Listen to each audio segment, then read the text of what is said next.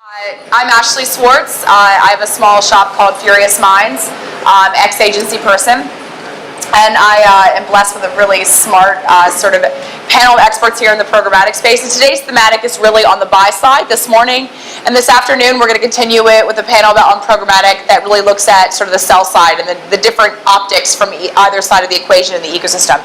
So I'm going to start by having these guys introduce themselves, and then we'll kick off the panel. Chip? Great. Chip Skovic. I run sales for TubeMogul, and TubeMogul is a video software company that does focus purely on buyers, helping advertisers and agencies plan, buy, measure, and optimize their video advertising efforts globally. I'm Brad Bernard. I head up the digital services for Harmelin Media. Harmelin Media is based out of Philadelphia. We're a full-service media shop, and we're a mid-size independent shop of about $500 million in billings. I'm Christina Beaumier, and I run video for Xaxis. Xaxis is a global audience company. We're part of WPP. So I am fortunate enough to get to sit with very smart people on stages quite often and moderate panels.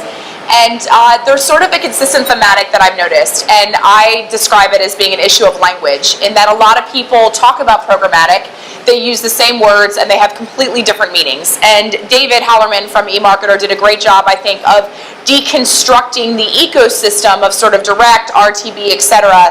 But I think what I wanted to do was really level set and use some word, just to find some words, so when we use them in our conversation here, they're sort of level set. So the first one is programmatic and automation, which sort of can be used interchangeably, but I think just in abstract, when we're talking about it, it's the use of data and or technology to make more informed buying that is slightly more addressable, and most importantly is more efficient or eliminates waste, right? The second is RTB, sort of real-time buying, real-time bidding.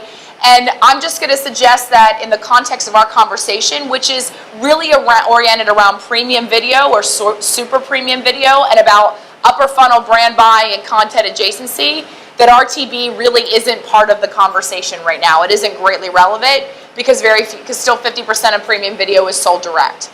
So that being said, I'm going to start with Christine, ladies first, which is always lovely to have a lady beside me.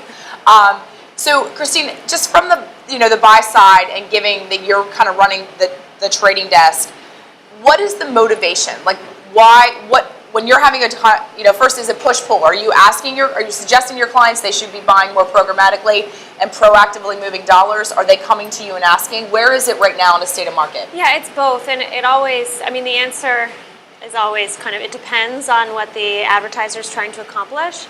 So I'll just give you one example of a meeting I was in the other day where there was a brand advertiser, and they typically buy video direct from publishers, the big broadcaster names that you know of. However, in digital, in television, these broadcasters are able to give them broad reach, lots of GRPs, they're great partners. However, in digital, it's just one slice of the ecosystem. So they come to Xaxis, there it's a pull, and they're asking us to help them source premium video, oftentimes across these broadcasters, but even beyond that, and be able to actually accumulate GRPs against that goal so they can get more reach. So the motivation is sort of a separate bucket from television, or really its audience extension from TV? That's just one example where it's an extension of television. It kind of runs the gamut, but that I would say is the biggest trend that we're seeing is people who are trying to use online video as a way to complement what they're doing in television, because there's a lot of people who aren't tuning in, particularly millennial audiences, because it oftentimes is more efficient because they can get broader reach, et cetera, et cetera. Plus, once you run one online video campaign, then that just creates a big pool of data that you can use for the next campaign, et cetera, et cetera. So that's just one sort of use case that comes to mind I think is pretty interesting for this audience to talk about. Brad, as an agency, you're sort of a different sort of order of magnitude, a different place. Tell me about your lens right now on programmatic and shifting dollars there. Well, from Harmelin Media standpoint, scale is absolutely a priority to drive this, because most of our clients, about 70 to 80% of our clients, have some type of geo-targeting type of need. Boy, there's a a lot of feedback. So in order to actually accumulate GRPs, it's hard enough on a national scale in video. Bring that to a local scale, you need a programmatic solution to be able to do that. You need to extend the reach. Not everything can be super premium. Also from an agency perspective, there's a distinction between programmatic and agency in-house programmatic. Because we could certainly go to partners and have our partners execute a programmatic buy, but from an agency perspective, we're definitely moving to a self-service type of model. And the driver there is not operational efficiencies. The operational efficiencies for us are not there yet, and I haven't really seen them greatly across the industry. But it's more about ownership of the process and accountability as issues such as fraud and viewability come to the forefront. It's no longer something that we can just push off onto a partner and say, oh, let our partners take care of it. We need to own that and have more visibility into that. So before we sort of move on to Chip, you just announced you have a very solid relationship with Two. Brett, can you just talk to that and the motivation behind that and give some color there? Absolutely. We went through a very extensive RFP process looking at various partners. And I would say we delayed that type of move for quite some time. We weren't convinced that the economics were there to really move into a platform-based video solution. It's not like display advertising where supply is infinite and you go into a platform-based display side, you're really driving costs down. There's a clear economic advantage to that. The economic advantage really isn't the same for video. But really what the driver there is we saw more and more dollars coming into the space, and we saw the opportunity. And really thinking a couple years out, we are a firm believer that programmatic is going to come to television at some point. And as an agency, we need to embrace that. And we saw TubeMogul as a partner to help us evolve in that direction. Chip, could you give us, I would love sort of your perspective, being in the sweet spot of premium video, brand orientated, right? Building, having been in your tool set, it's the self-service sort of functionality, it's very sticky, the user interface, all that stuff. What is your 30,000 foot view of the marketplace, where it is and where you're seeing it trending, right? Whether it's brands going direct, like some of the announcements you had coming out of Cannes, it's agencies actually moving from managed services to self-service. Could you just give us sort of some macro trends there? Sure. So we are seeing brands embrace programmatic or software-based buying. We're also seeing agencies do the same. And what's interesting, you're seeing it across multiple different ad categories. And the primary drivers that we're seeing it are a few. It depends on the ad category. But one is, we've talked about this, getting control of data and having brands understand what data they have access to, as well as third-party data they have access to inform how they can become better planners and buyers in any video or premium environment. They also see the opportunity embraced where they really don't distinguish between what a television emotive connecting experience and how a brand wants to reach its audience on TV with video. And so that's a big reason why we talk to them, is to help them figure out how they can cross the chasm of reaching that audience in TV and video experience. There is an element of transparency and control that brands and agencies want to understand, and by using software where they can see who are they reaching, what's the content experience, and with a big focus on premium content, what's the price they're paying, and how it did drive or influence their brand metrics is big. And then from a cost standpoint, I think it depends upon the different brands and how they buy today. There's an element where they can essentially get the same inventory, but figure out if there's unnecessary waste and intermediary fees they may be paying that really doesn't add any value. And there's some short-term opportunities there. And you may have heard or seen, for example, with Lenovo, where they just shifted their ad network spend over to our platform and were able to save upwards of 70% on costs. And what was the origin of that cost savings? Was it just data-driven efficiency, addressability, because you're eliminating waste? Like, what was it? You can reach the premium sites that you want to, and you basically cut out ad network margin fees out of the equation. As well as they can get better understanding of what sites that they're buying that don't actually drive value and just cut them from the buy in real time. Do you think the evolution of the programmatic tool set, specifically on the demand side platform, is going to kill ad networks? Are ad networks now, do they have value anymore? So I'm of the belief that generally in mature digital categories, ad networks do ultimately end up having a lesser role in the buy.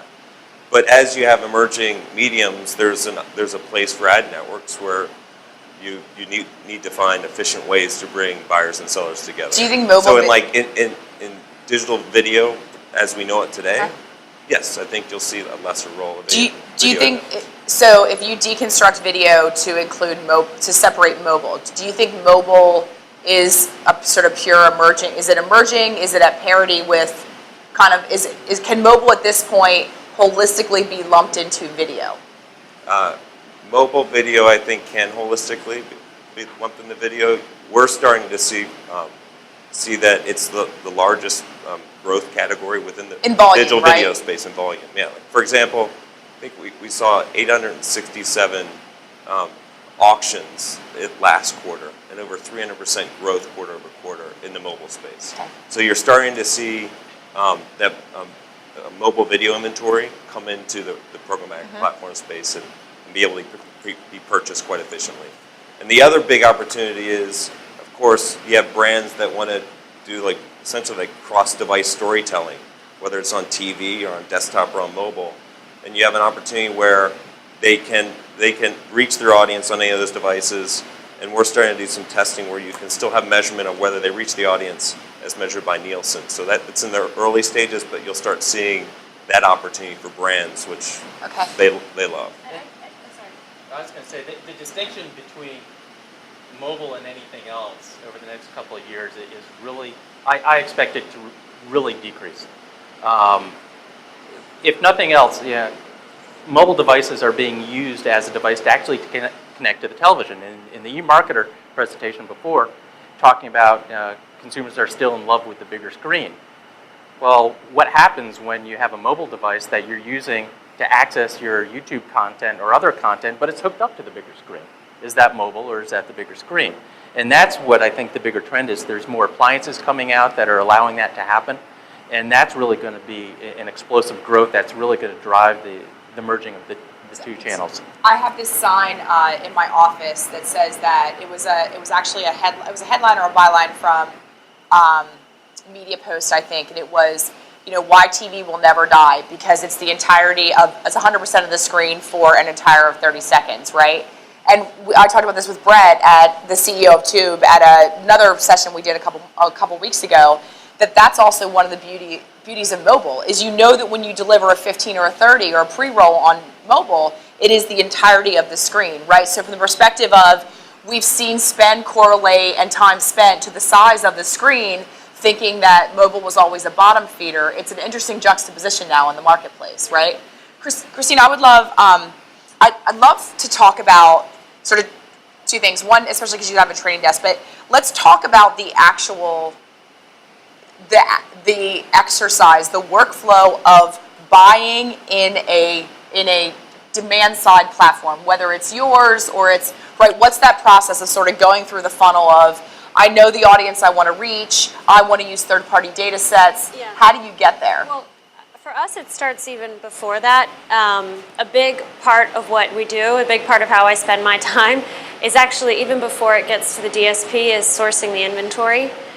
Because as you sort of talked about, we don't really go to the RTB open exchanges for our video inventory. What we do is we go out and are doing deals directly with publishers across the board, and that's where it kind of starts. So what we start to do is look at our clients, look at what we did last year, and understand, okay, we know that we have a couple of segments to fulfill. Let's say business, let's say women 18 to 49, et cetera, et cetera. We look at kind of our audience requirements, what we think they're going to be, and then go out and start to source the appropriate inventory. This sounds a lot more like an upfront cycle than it does a digital buying business cycle. And I think that with video, that's what it's going to look like, right? Because the spot market in video, if you're waiting until the impression is loading to secure your inventory, it might be too late to get the premium stuff. Right. Because there's just not an infinite supply. And, I think that has pushed a lot of things like the high demand for a supply constrained environment has pushed things like non-viewable impressions and fraud and that kind of thing, because there's so much dollars in the marketplace. So to combat that, we want to go out and get our own inventory. So as far as from a workflow standpoint, that's like step one.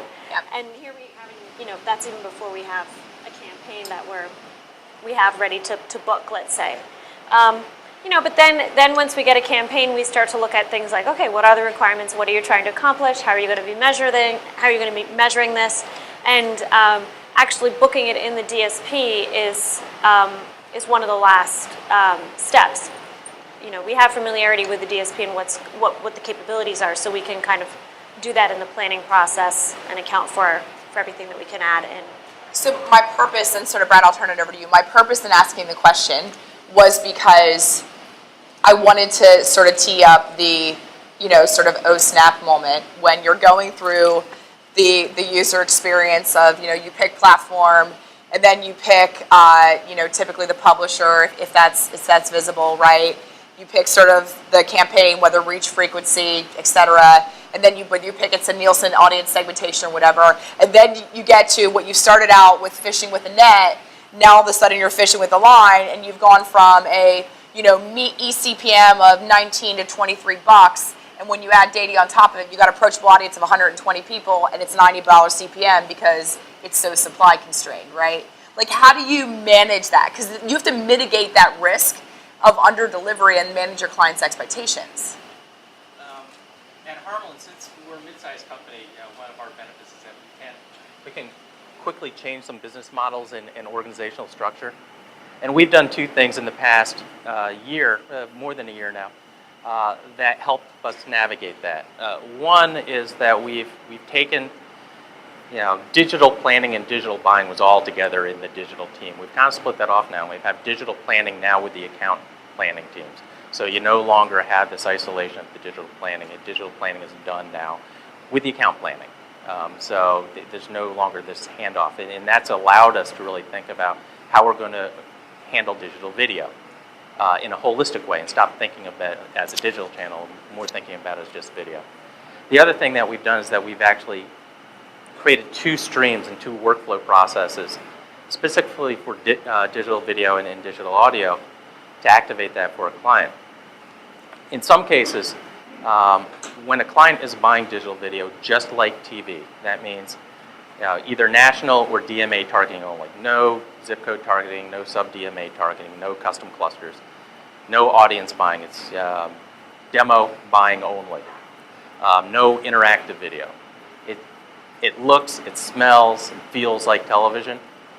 That's actually out of the hands of the digital team. And when you do that, the CPMs are evaluated as if they're television. And we've created a mechanism to have that evaluation. Of course, some demos are very favorable in that aspect.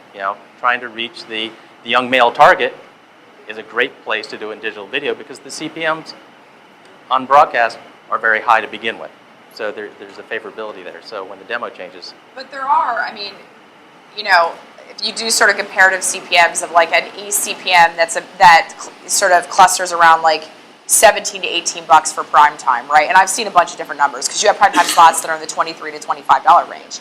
But when you take an effective CPM on premium video and you're looking at a 22 to 24 range, and then you layer on a segmentation model that's a $5 CPM lift, like how do you manage that from a client expectation perspective? Because, we're talking about efficiency, et cetera, but the reality is that apples to apples, video is a lot more expensive and it's much more liquidity constrained. Well, that's the other side of the video process. When you leverage video to its fullest, when you're doing audience buying, when you're doing audience clusters and sub-DMA targeting, eliminating the waste, when you're doing interactive video to create engagement, when you're doing sales lift studies on the back end and not just a post report as if you would TV, all of those other things add value to the process and can justify a higher eCPM because there's more learning, more insight, more targeting, less waste. Then you can justify it. But if you're treating it like television, you can't. I think that's a very insightful sort of contrast. It's very insightful, right? So video is being driven, the acceleration and growth of video is being driven to be able to simplify and buy a side-by-side TV and extend audience, because theoretically TV is finite. But if comparatively from a business perspective, you actually try and evaluate them based on the same principles and workflows, et cetera, it doesn't compute, right? Chip, you wanted to say something, so I want to make sure I give you the chance. What I was going to say is you commented about that there is scarcity in premium video, but if you look at it from the standpoint that you take a portfolio approach where you can still transact and buy like premium cable network broadcast TV through the platform, but then with our platform, for example, reach other premium inventory on biddable marketplaces where you can see what the site is, buy that as well as mobile, you actually do get more scale. And so back to the original point where brands think about video in any format and viewing experience, TV, desktop, and mobile, you actually do have a lot more scale than simply just the cable and broadcast TVs. Yeah, there's one other formula in this equation, is rather than looking at just eCPM to eCPM, looking at the incremental reach that you get. And when you look at it that way, to drive that incremental reach point on TV becomes increasingly more expensive. Right. When if you supplement it with digital video, it looks much more favorable. I mean, but the issue is that fundamentally it's still sort of siloed from the perspective of cross-channel optimization, right? I mean, even on the sales side, like just because it's sold integrated doesn't mean that it's executed or activated integrated, right? We're still a little bit far from that from a workflow perspective. It's moving in that direction. Yeah, I mean, I think things like OCR and XCR and that kind of thing help bridge that across TV and digital. And as it relates to mobile, it feels like last year we were all talking about OCR. Now we've had a while to kind of integrate it and use it. But mobile OCR is coming, and so that'll be really interesting to see how that's going to impact this cross-platform measurement. And XCR should solve the problem of getting us up funnel into planning and buying against it, right? That's one of the challenges of OCR now. Okay, so I think how much time do we have left? I can't see. We're doing well. Okay, so because I'm impatient, I'm just going to throw the red herring out there. So, and I mean, maybe I'm just kind of, maybe this is an interesting sort of business problem that I'm curious about, and if you think it's just ridiculous, you can sort of tell me. But so YouTube, right? Highest volume, highest audience. For premium video public programmers, it's really just been a promotional platform, right? There's not real meaningful revenue to be made there. So as Google tears down, given the volume on that platform and the sort of spectrum of content from kind of UGC the whole way up to some premium, as Google tears down those walls and allows YouTube inventory to be available on the AdX platform, what's that going to change? Because that is a surge of liquidity into the marketplace. And so, Christine, I want to start with you because of Xaxis and your fully integrated stack that works across all exchanges and marketplaces. What do you think that's going to do to your business? That's a good question. I mean, we frankly, as it relates to the volume that they actually have, they represent currently very, very little of what we currently do. Why? Is that because you can't buy it through your platform? Partially, yes. I mean, and also because we previously couldn't measure it with the same yardstick that we were measuring everything else we were doing. And for us, ultimately, that's what we're all about. Accountability of our partners. You mentioned as Google kind of tears down its walls, they have opened up significantly more in terms of allowing us to measure them with the same yardstick as others. So it kind of remains to be seen. I think it's a really exciting opportunity for us. You know, I'm very optimistic. Actually, I'm pretty excited about it because I think it'll add more liquidity, it'll add more audiences. It's just more inventory to draw upon that otherwise was kind of a black box. And you know, as long as we can continue to measure it as we do other partners, then great. The only thing about the YouTube inventory that is a little sort of wonky is what they have is sort of the skippable, non-skippable stuff. You know, we really want to make sure that users are engaging for the entire ad. So you know, I think that we can do some interesting things around that. You know, really reward creative that people want to watch, and they want to watch the whole thing. But I think, I mean, from the perspective of placement and buying, you know, that proprietary ad format is sort of optional, right? They're just seeing higher engagement rates as a ironically, when they can choose whether or not to watch the entirety of it. Mm-hmm. So, Brad, I mean, what are your thoughts as sort of as a smaller sort of agency? Like, your budgets are a little bit different. They're more targeted. I mean, what do you think that an influx of new inventory that is very broad going to do for you and your clients? Well, you mentioned when YouTube breaks down those wells. I'll believe it when I see it. They have a funny way of talking like they're getting in line with the industry and they're going to be agency friendly, but there's always 2 or 3 things that really create a problem in the workflow. You know, whether it be actually applying OCR or VCE, back-end pixeling so you can actually track back-end metrics, not allow it. I'll believe it when I see it. So for the time being, they're really treated just as a different entity. There's online video and then there's YouTube. So it's outside of the workflow, but we're addressing it separately. So the last thing from the sell side. Can I jump in on YouTube? So YouTube's available. Yeah. You can buy YouTube today, and you have been able to the last couple of years, and you actually can target by channel. So there's a great deal of scale at YouTube that you can leverage and access. Can you target by audience? They limit how you target by audience. So they do put limitations, and just like any big ad network, they're trying to find ways to differentiate how they package and then sell their inventory to their own direct buyers. But that's what I think is interesting about Google is they ultimately are all about automation, and so unlike traditional like premium publishers where they have unique inventory and like we'll call it like ad slots which they hold back, YouTube and Google has a tendency to take an algorithmic approach. Yeah. So as a buyer, you have to kind of make the decision: does it really make sense to buy? Like, how are you going to buy YouTube Direct, and does it make sense to buy certain amounts of YouTube Direct? Because it's really just an algorithmic approach, which you can use software to access through Google's Exchange.